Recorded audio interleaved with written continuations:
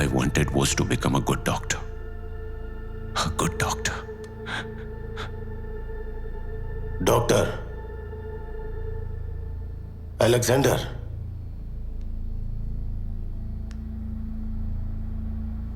ओकरा बाद कृष्णा दास इंजरी के वजह से कुछ साल खातिर कोमा में चल गई।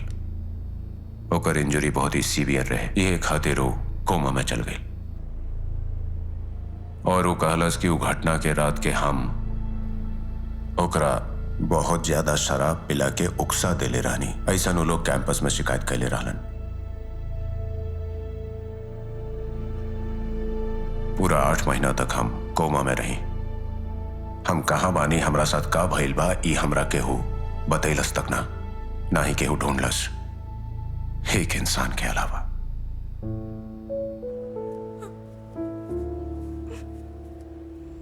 Unfortunately, GGS still 0. There is no hope for recovery.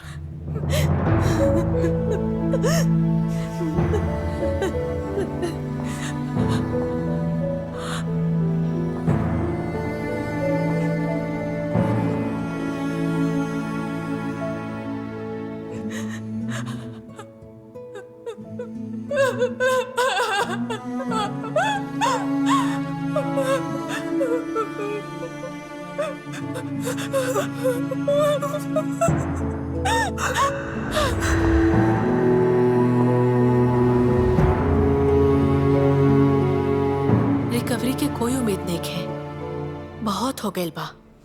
एकरा ज्यादा तकलीफ देला के बजाय हिया से रिलीज करवा ली।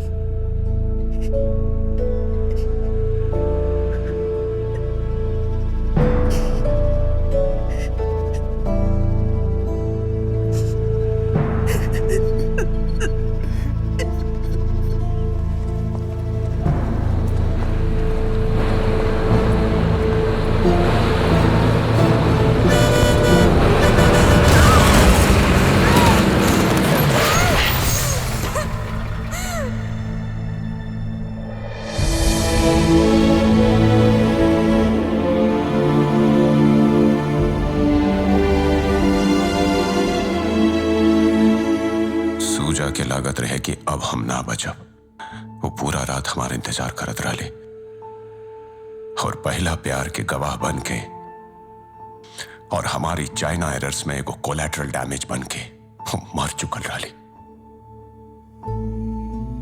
और हमरा पता भी ना चलल।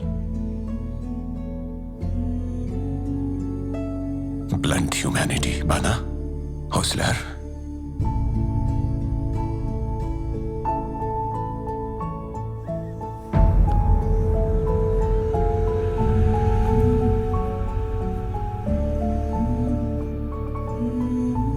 जब वो हमरा छोड़ के गए तबे होश आवे लागल रहे। Bloody hell.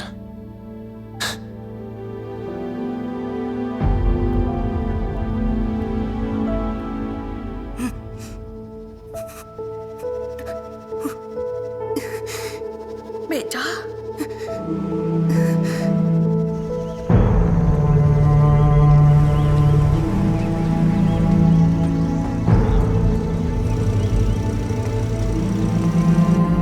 ओकरा बाद ऑन एंड ऑफ कोमा के दिन में हम बिना कोनो सहारा के अकेला हो गई रही और हमरा वापस अपन पैर पर खड़ा करे खातिर हमार माँ बहुत तकलीफ उठैली और फिर धीरे धीरे हम रिकवर कैनी।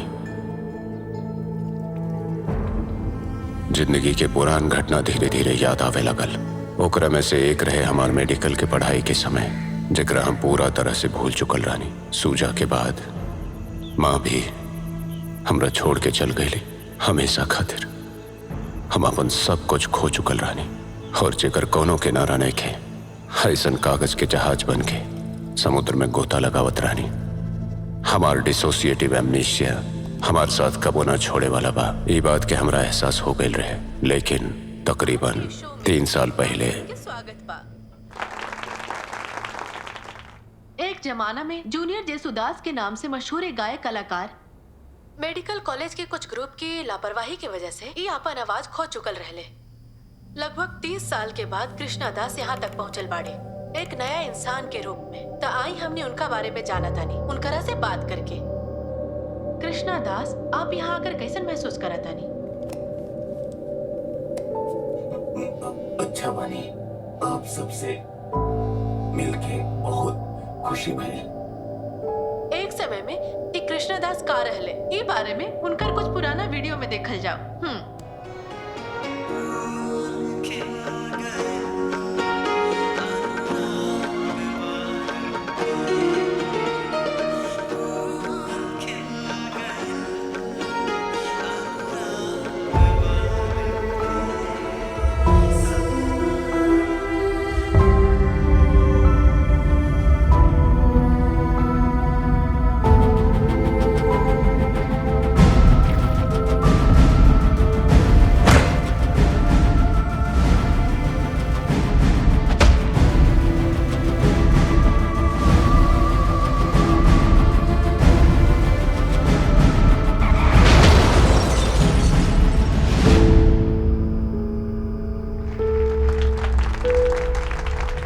उहे रहे हमार स्टिमुलाई, हमार waking point.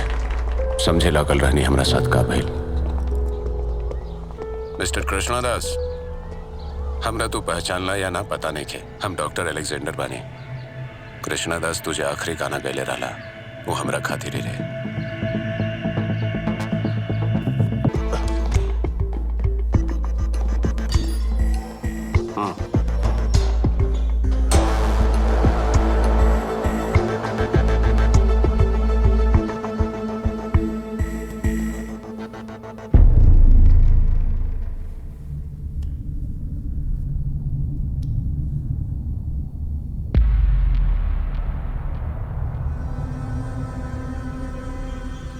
More small world, and here we meet again.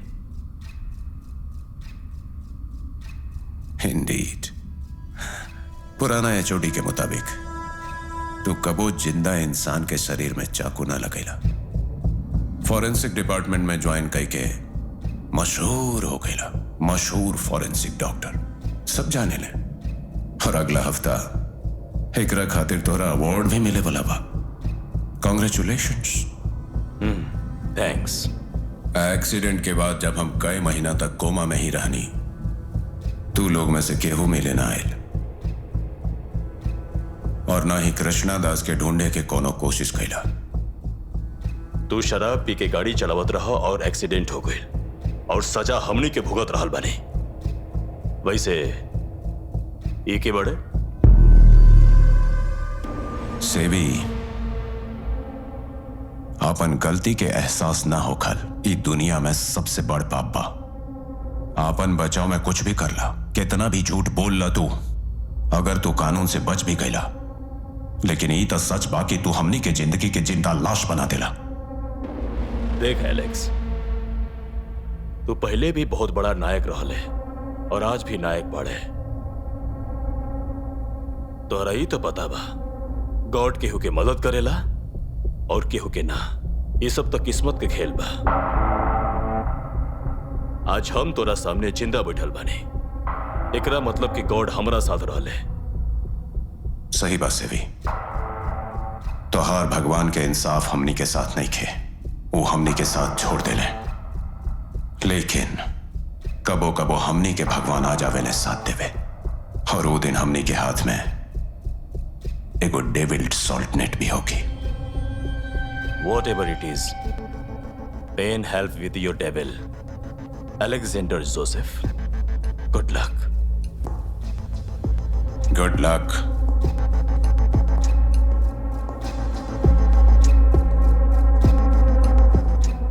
Thank you for saving my life, Osler.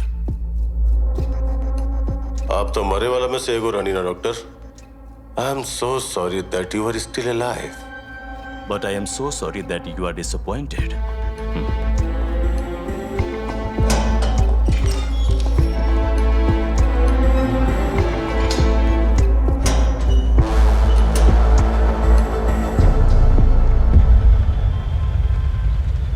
रउआ सबके हमार नमस्कार।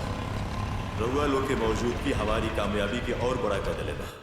पहले हम अभिवादन करब प्रसिद्ध साहित्यकार बेंजामिन और उनकरा साथ साथ सब केहू विशिष्ट नागरिक के और रउआ लोग मित्र के हमार नमस्कार।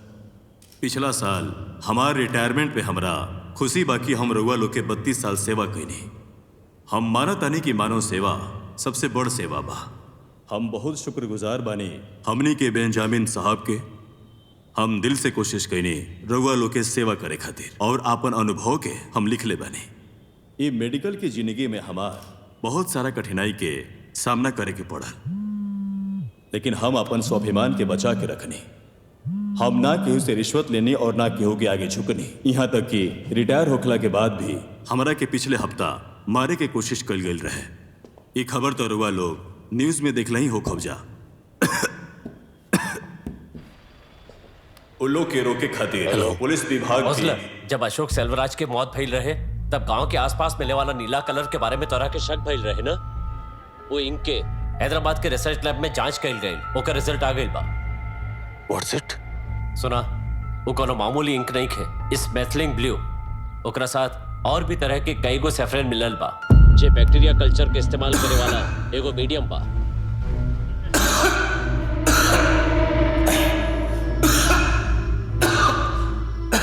व्हाट डू यू मीन? वो एगो रेयर और गंभीर तरह के बैक्टीरिया बा, उससे शरीर नीला पड़ जाला। इट्स क्रोमोबैक्टीरियम वायलेसियम वेरियम। ओकर इंक्यूबेशन पीरियड 7 दिन के बाद। बहुत कोशिश कैला के बाद भी ऊ हमार हाथ में एगो खरोच ही दे पहिले। कहल जाला ना, जे हमेशा सच के साथ रहेला, सच भी हमेशा ओकर सहायता करेला।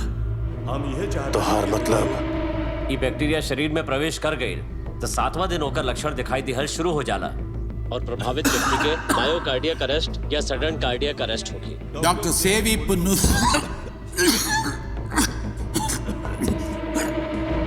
या फिर मल्टीपल ऑर्गन फेल्यूर होके सीधा मौत के मुंह में। Is there any treatment?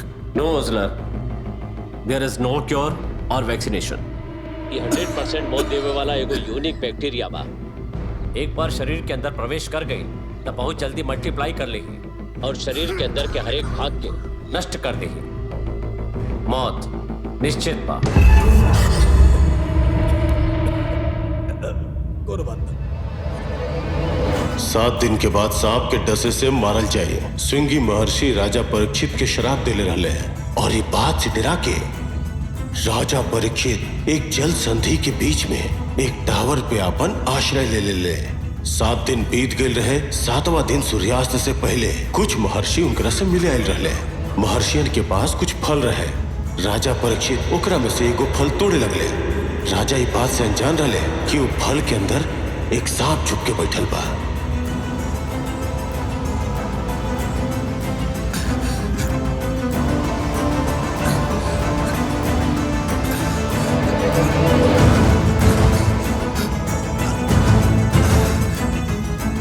तोहार भगवान के इंसान भले ही हमने के साथ ना होके साथ छूट गई होगी, लेकिन एकरा बाद भी कबो कबो हमने के भगवान आ जावेले और वो दिन हमने के हाथ में एगो डेविल सॉल्ट नेट भी होगी।